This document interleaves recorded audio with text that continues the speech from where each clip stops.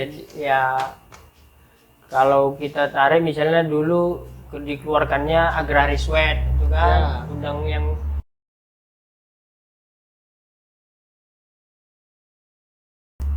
tahun 1870 ya kalau tidak salah. Jadi bagaimana ada istilah namanya domain verclaring, bahwasanya setiap tanah yang tidak mampu ditunjukkan suratnya itu punya negara, itu punya dikuasai oleh negara, kalau itu bahasa dulu domain verclaring. Dan itu ternyata masih terjadi juga walaupun sudah berlakunya Undang-Undang Pokok Agraria gitu kan, UPA nomor 5 tahun 1960, tapi masih juga semangat kolonial di agraris wet itu juga masih terjadi. Bentuk-bentuk modernnya ya, bentuk-bentuk barunya tetap dijalani. Kalau dulu mungkin yang mengeksekusi itu ya pemerintah kolonial, kalau sekarang ya udah masuk dalam pemerintahan ya. Pemerintahan kita, badan usaha yang didirikan di Indonesia. Oke. Dan nih menarik ya, kemarin kan saya sempat lihat Bung hampir setiap bulan ke Pasaman Barat di Sumatera Barat, dan di sana itu kasus konflik agraria sedang meningkat. Dan itu banyak petani yang dikriminalisasi. Banyak. Bisa Bung ceritain sedikit sebenarnya itu masalahnya apa? Jadi Pasaman Barat ini sebenarnya salah satu kabupaten ya yang paling tinggi konflik agrarianya di Sumatera Barat. Oke. Pasaman Barat. Jadi ya kalau kita hitung saja mungkin di kabupaten itu yang memang kita bersentuhan ya, yang kita juga sempat berkomunikasi ada kira-kira 6 atau 7 kasus di setiap desa itu. Jadi ya salah satunya di Nagari Aigadang itu. Nagari Aigadang, Kecamatan Pasaman. Ya itu kan permasalahannya terkait hak rakyat, hak masyarakat itu ya untuk mendapatkan kira-kira 10% minimal paling sedikit dari total luasan tanah yang diberikan ke perusahaan. Jadi kan kalau di Sumatera Barat itu dia Bang Marlan istilahnya tanahnya tanah ulayat. Masih berlaku pengaturan tanah itu melalui peraturan adat. Oke. Jadi masing-masing nagari itu ya, kalau kita bilang desa ya, masing-masing nagari itu punya hak ulayatnya terhadap tanah. Jadi misalnya Nagari Aigadang itu punya ulayat mereka yang itu memang dimiliki oleh nagari. Pada tahun-tahun 94 itu kan memang masyarakat Aigadang ya melalui Nini Mama namanya pemangku adatnya itu menyerahkan atau memberikan tanah ulayat mereka untuk investasi, salah satunya perkebunan. Nah, di dalam klausul perjanjian itu salah satunya masyarakat harus diberikan 10% dari total luasan kebunnya itu, kalau tidak salah kira-kira 3.000-an lebih hektar. Berarti kalau 10%-nya berapa paling sedikit? 700-an ya? Ya. 700-an. Tapi nah itu yang dari tahun 94 sampai 2023 ini belum direalisasikan oleh perkebunan. Dan ini memang perkebunan apa nama perkebunannya? Perkebunan PT Anam Koto. Swasta. Nah, jadi ini ya dari 90-an mereka masyarakat itu berjuang sampai 2023 ini ya sudah banyak memang hal-hal yang tidak enak lah yang diterima oleh petani. Misalnya sampai tindakan kekerasan, pemidanaan, sampai yang saat ini terbaru ya 8 orang itu yang petani dari anggota kita di sana itu sedang disidang di Pengadilan Negeri Pasaman Barat dengan tuduhan memakai undang-undang perkebunan. Menduduki lahan perkebunan secara tidak sah. Padahal secara dokumen itu kan ada juga ada argumen yang jelas, bukti nyata yang jelas bahwasanya ya rakyat juga tidak mau menduduki lahan kalau tidak ada hubungannya, gitu. Kalau tidak ada dasar yang jelas. Tapi ya walaupun ya lokasi tersebut sebenarnya udah masuk tuh di Kementerian Agraria sebagai prioritas. Tapi tetap saja di bawah itu terjadi pembangkangan ya, terjadi perlawanan dari pihak perkebunan. Jadi pihak perkebunan itu tidak menjalankan atau tidak mengindahkan apa yang sedang dikerjakan atau diputuskan di tingkat pusat, begitu maksudnya? Ya kalau itu hal wajar sebenarnya ya, namanya juga ini kan dua kepentingan yang saling beradu ini ya, antara kepentingan orang banyak dengan kepentingan yang mau ya, dalam hal memang lokasi itu udah ditetapin prioritas ya sama kementerian, itu kan memang satu kemajuan ya dalam perjuangan masyarakat ya, petani. Tapi memang ya sampai sekarang juga belum ada perkembangan, bahkan ya pemerintah ketika kita laporkan ada tindakan kriminalisasi, pemidanan, ada tindakan kekerasan, justru tidak ada tanggapan. Ini juga yang membuat kita sedikit kecewa ya, bahwasanya lokasi yang prioritas, bahkan sudah ada surat dari Mendagri itu kepada seluruh bupati dan gubernur untuk lokasi-lokasi tersebut harus dilindungi itu, nggak boleh ada kriminalisasi, intimidasi dan diskriminasi.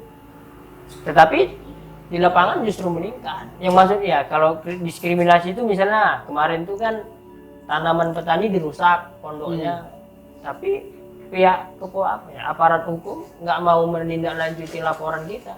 Tapi giliran perusahaan yang melaporkan petani justru sangat cepat penindakan itu. Jadi kan ada hal yang perlakuan yang tidak sama ya, tidak equal. Oke. Nah ini juga ya, hal-hal seperti inilah yang banyak terjadi itu, yang menjadi tantangan. Nah, menarik tadi ya bahwa Anda sempat menyebutkan terkait undang-undang perkebunan. Dan setahu saya juga bahwa undang-undang perkebunan ini salah satu regulasi yang cukup banyak menjadi problem di dalam perjuangan konflik tanah. Itu bisa gimana, Pak? Undang-Undang 39, Undang-Undang Perkebunan itu kan yang terakhir Undang-Undang 39 tahun 2014. Oke. Nah, jadi kita kan sebenarnya keberatan juga itu kan dengan dikeluarkannya undang-undang tersebut. Salah satunya ya kita melakukan judicial review itu ke Mahkamah Konstitusi. Apa menjadi pokok permasalahan di dalam, Bung Haris? Banyak ya itu pasal-pasal yang kita permasalahin. Pertama itu yang soal ada di satu pasal, misalnya sebelum dibatalkan MK itu bunyinya ya setiap usaha perkebunan itu boleh dilakukan ketika sudah memiliki izin usaha perkebunan atau hak guna usaha. Berarti kan ini ya kalau dia hanya punya izin usaha perkebunan silakan, walaupun belum punya HGU kalau itu. Tapi itu kan kita keberatan karena selama ini banyak juga perkebunan itu justru belum punya HGU. Udah beroperasi ya. Udah beroperasi, dia hanya punya izin perkebunan. Nah, itu dibatalkan oleh MK, diperbaiki bahwasanya untuk melaksanakan usaha perkebunan itu nggak boleh dia hanya memiliki izin usaha perkebunan, tetapi dia harus memiliki hak guna usaha juga. Jadi dia harus ada dua syarat, yang dulunya hanya satu, sekarang dia dua, kumulatif. Oh, mesti punya izin perusahaan, mesti punya hak guna usaha sebagai bentuk hak atas tanahnya. Hak pengelolaan atas tanah itu ya. Itu satu. Kemudian ada juga yang tapi yang paling krusial itu yang di situ, yang masalah hak guna harus punya hak guna usaha juga. Kemudian itu ada juga yang pasal 55-nya itu dibatalin juga itu kan, bahwasanya terkait masyarakat hukum adat yang berkonflik dengan perkebunan yang mengklaim di lahan ulayat mereka itu nggak bisa dikenakan pasal 55. Pasal 55 itu kan ya setiap orang yang secara tidak sah melakukan kegiatan menduduki, menguasai lahan perkebunan. Nah itu tuh yang sering sebenarnya banyak. Itu yang menjadi senjata yang selama ini digunakan untuk karena kita nggak bisa masuk ke situ ya, nggak bisa beraktivitas di lahan itu. Ya kita udah dikunci dengan adanya pasal itu. Namanya juga dilarang beraktivitas menduduki, menguasai, menggunakan. Itu kan udah lengkap ya sebagai hambatan untuk petani bertarung ya melawan untuk mengambil kembali haknya. Ya, tapi banyak orang bilang ya itu udah kata undang-undang. Berarti ya setiap orang yang melanggar undang-undang kan begitu. Padahal MK pun sudah membatalkan itu ya. MK sudah menambahkan frasa bahwasanya kalau untuk masyarakat hukum adat yang dia mengklaim menduduki lahan itu di tanah ulayat mereka itu nggak bisa dikenakan pasal itu. Nah ini kan yang di Aigadang seperti itu. Mereka masyarakat hukum adat. Mereka masyarakat yang nagari Aigadang yang mengklaim tanah nagari mereka, tanah kampung mereka, tanah ulayat mereka. Tapi ini kan nggak jadi pertimbangan sama ya pihak penyidik, kemudian kejaksaan, bahkan ya hari ini terbukti sampai sidangnya. Tantangan perjuangan hukum kita ya teman-teman dalam perjuangan tanah. Iya itu memang jadi satu hal yang ya kita mendorong bahwasanya ya hukum itu nggak bisa hanya harus memberikan kepastian gitu, tapi ya juga harus memberikan keadilan gitu dong. Karena kan selama ini banyak anggapan ya kalau udah begitu kata undang-undang ya begitu, jangan dibantah-bantah lagi. Tapi kan justru kita bilang undang-undang ini gagal untuk menciptakan sebuah keadilan bagi orang banyak. Salah satunya ya masyarakat yang berkonflik. Ya kenapa ada konflik agraria? Karena undang-undangnya tidak mampu memberikan keadilan, itu aja poinnya. Karena undang-undang yang ada sekarang ya tidak mampu memberikan keadilan dan undang-undang yang bagus tidak dilaksanakan. PBHP. Nah itu bisa ceritain, ini apa ini PBHP kok bisa dibentuk gitu? Kenapa tidak menggunakan lembaga bantuan hukum lainnya atau seperti itu? Kenapa harus dibentuk PBHP? Dan saya lihat Anda sekretaris pertama dan satu-satunya ya. Karena baru dibentuk juga. Baru dibentuk.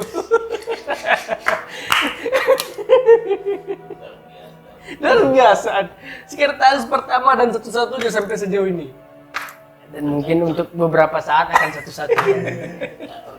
Tak tergantikan. Nggak ada yang ganti. Gimana? Ya sebenarnya kan sejarah dibentuknya Pusat Bantuan Hukum Petani ya PBHP ini kan dari proses panjang ya. Selama ini setiap permasalahan hukum yang meditasi yang lama sekali ya. meditasi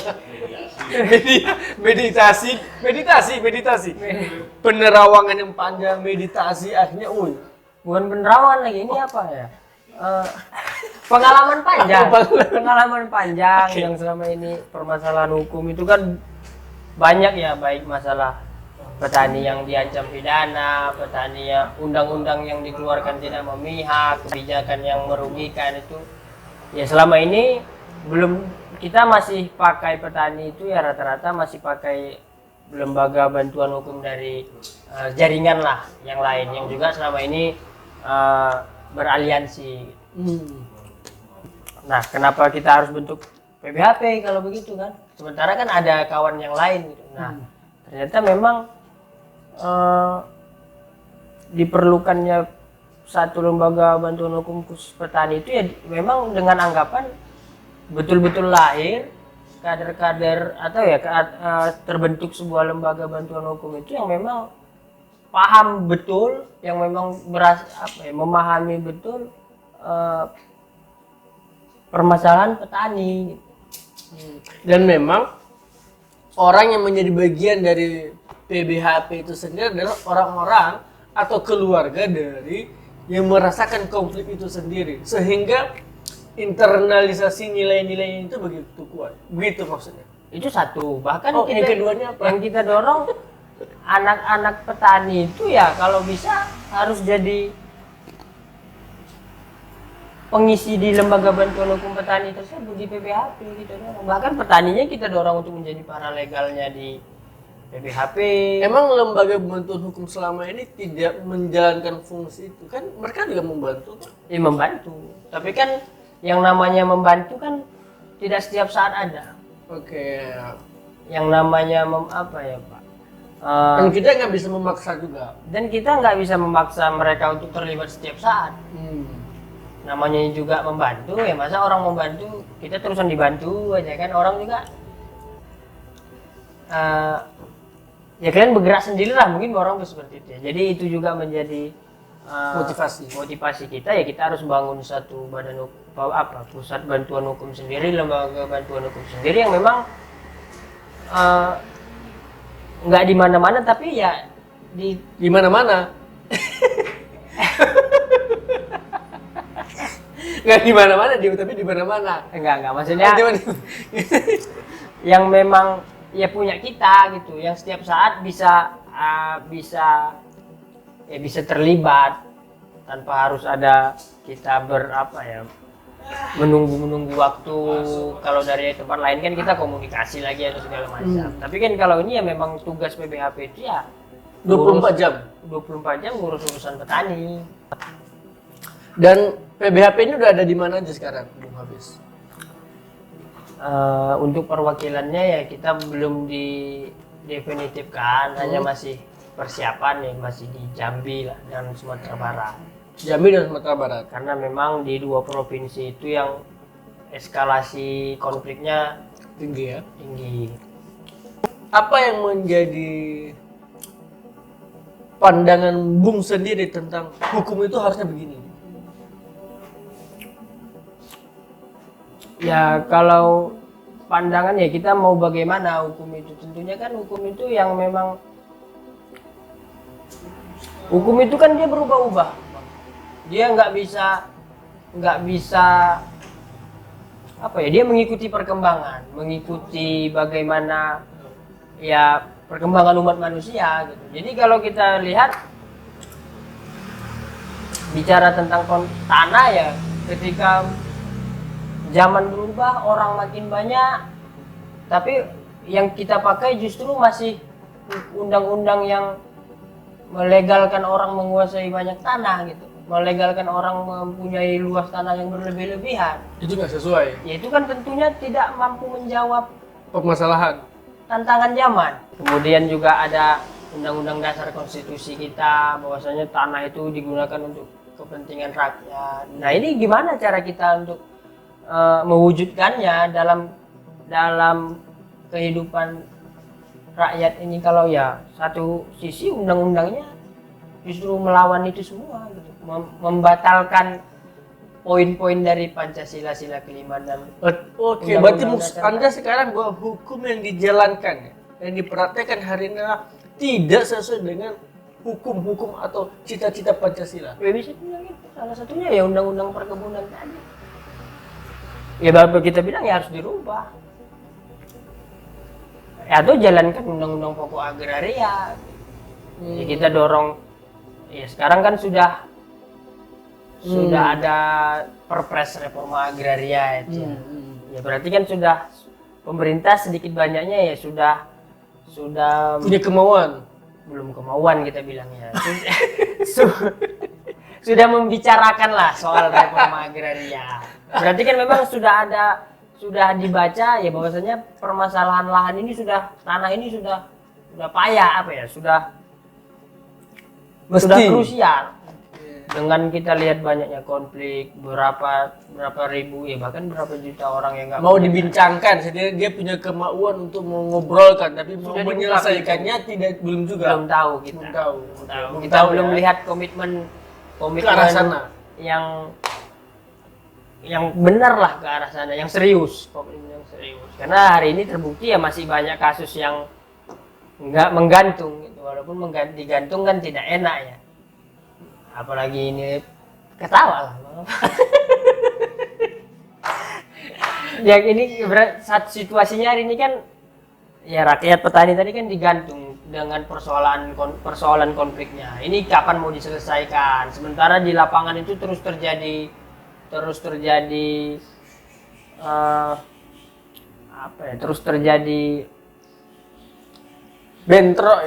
bentrok-bentrokan dengan perusahaan.